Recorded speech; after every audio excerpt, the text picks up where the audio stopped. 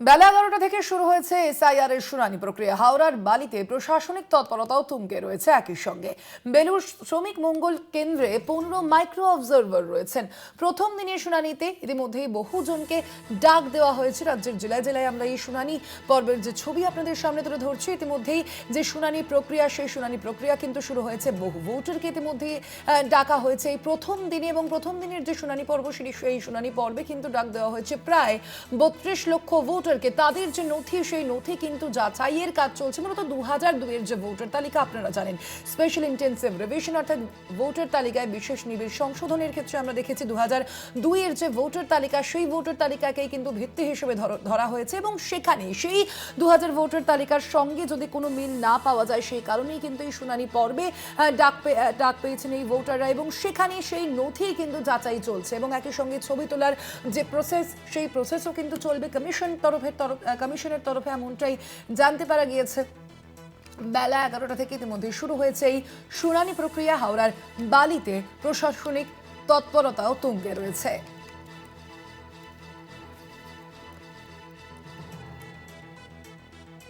জগন্নাথ সামন্ত প্রতিনিধি রয়েছেন ফোন লাইনে, আরো বিস্তারিত জানবো জগন্নাথের কাছে। জগন্নাথ, এই প্রক্রিয়া কিভাবে ঠিক সম্পন্ন হচ্ছে জানতে চাইবো তোমার কাছে। এই প্রক্রিয়া কিভাবে সম্পন্ন হচ্ছে, এবং একই সঙ্গে হাওড়ার ঠিক কত ভোটারকে এই প্রথম দিনের শুনানি পর্বে ডাক দেওয়া হয়েছে?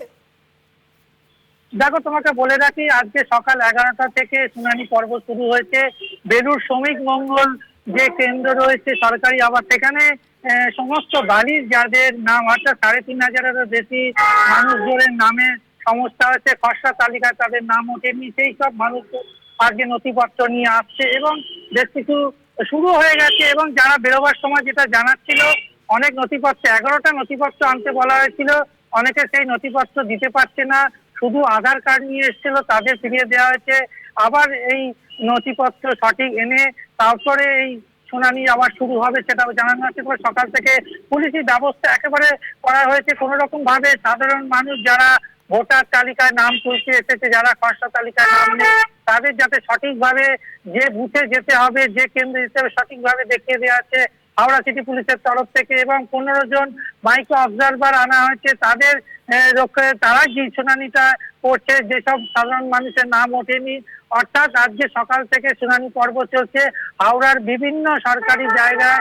এখানে জেলা শাসকও ঘুরে ঘুরে দেখছে সমস্ত জায়গা সঠিকভাবে পরিষেবা চলছে কিনা, জলের ব্যবস্থা রাখা, চেয়ারের ব্যবস্থা রাখা। এবং যেটা নির্বাচন কমিশনের আধিকারিক মাইক্রো অবজারভার বলছে, যদি অনেক বয়স্ক অসুস্থ যদি ব্যক্তি থাকে, তাদের চিন্তা ভাবনা করা হচ্ছে বাড়িতে গিয়ে তাদের শুনানি পর্ব তারা নথিপত্র খতিয়ে দেখবে। অর্থাৎ সকাল থেকে হিয়ারিং পর্ব, শুনানি পর্ব চলছে হাওড়ার বিভিন্ন কেন্দ্রে। অর্থাৎ বিধানসভার 2 থেকে 3টে কেন্দ্রে বুথ করা আছে, যেখানে সমস্ত কাগজ নথিপত্র পরীক্ষা করা হচ্ছে।